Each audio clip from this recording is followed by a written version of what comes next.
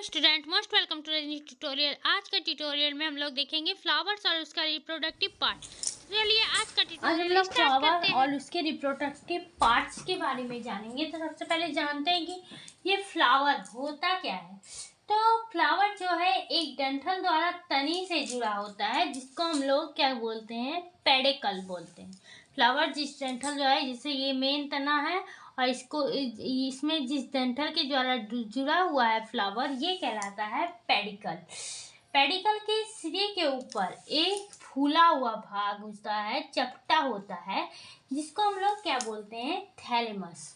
अब हम लोग जानते हैं कि फ्लावर के कितने पार्ट्स होते हैं। फ्लावर के 4 पार्ट्स होते हैं।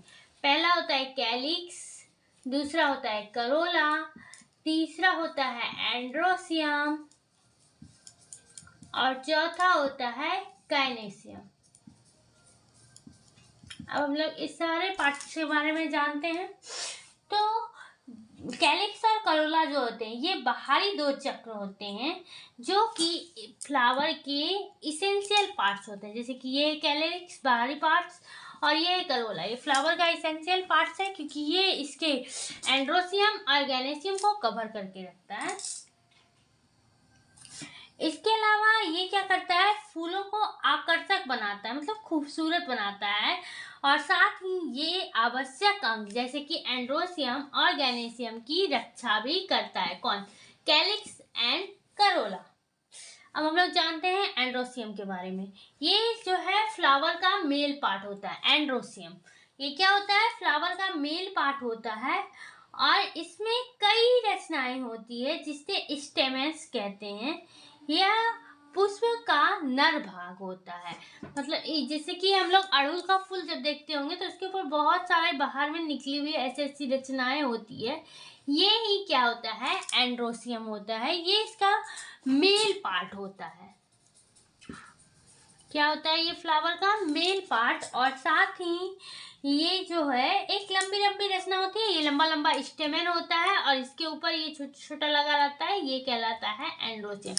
जब आप अड़हुल के फूल को ध्यान से देखेंगे, हिबिस्कस फ्लावर को, तो उनकी क्या होता है, चारों तरफ ऐसी ऐसी रचना होती है, ठीक है, ऊपर में, और बीच में एक अलग होगा।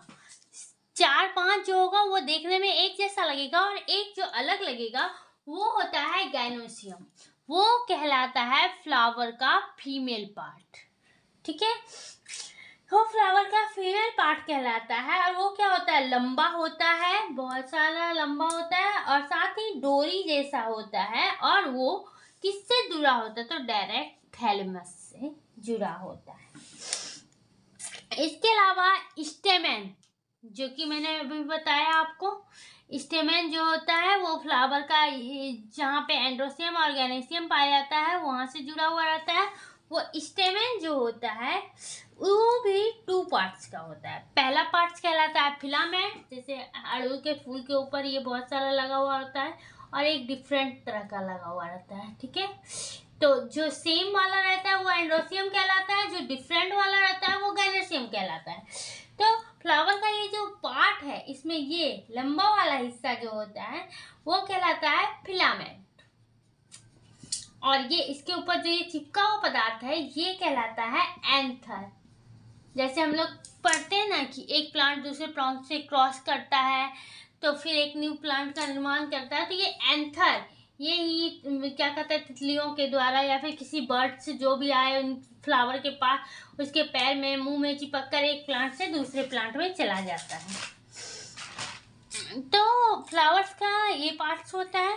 और इसके अलावा इस स्ट्रक्चर में कुछ संरचना है, जैसे कि ये वाला हिस्सा ये कहलाता है ओवरी और इसके अंदर इसका बाहरी हिस्सा ओव्यूल और इसके अंदर क्या रहता है, ओवरी। ये है फिलामेंट, ये स्टाइल और ये इसके ऊपर जो ये 5वीं संरचना, ये पूरा समुच्चय जो है ये कहलाता है स्टिग्मा। उम्मीद करती हूँ आपको मेरा ट्यूटोरियल अच्छा लगा हो। अगर अच्छा लगा हो तो प्लीज़ मेरे चैनल को लाइक, सब्सक्राइब और शेयर करें। Thank you.